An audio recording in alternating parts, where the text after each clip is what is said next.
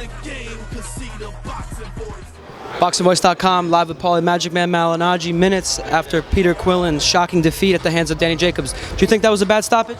In real time, I thought it was. When we saw it in slow motion, I started thinking it was a pretty good stoppage. You know, I tried to let him continue, but his eyes were all over the place, and he wasn't himself. Now, I've been interviewing people the minute since the fight stopped, and everyone says he should have took a knee, you know.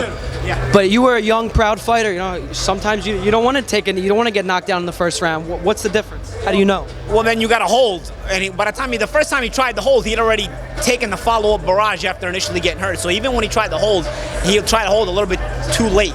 You know, if you don't want to take that knee, you better hold your ass off. You know, because it's not cool to get hit anyway. You know what I mean? Pride or no pride, the punches don't feel good.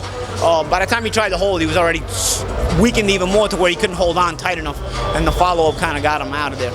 It's a lesson learned, I guess, you know. What kind of a setback is this in a career? I mean, the only closest thing I can compare it to is Pacquiao-Hatton, because it was an early knockout, but that's really not that. Those fights have nothing to do with each other. Where do you think Peter Quillen goes from here?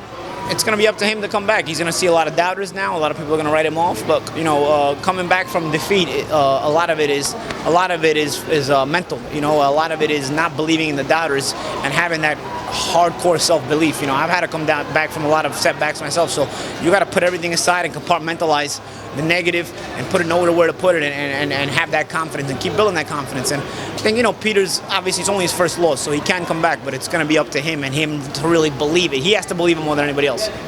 Does this help the people who support Danny Jacobs say, oh, he can hurt Golovkin, look what he did to Quillen?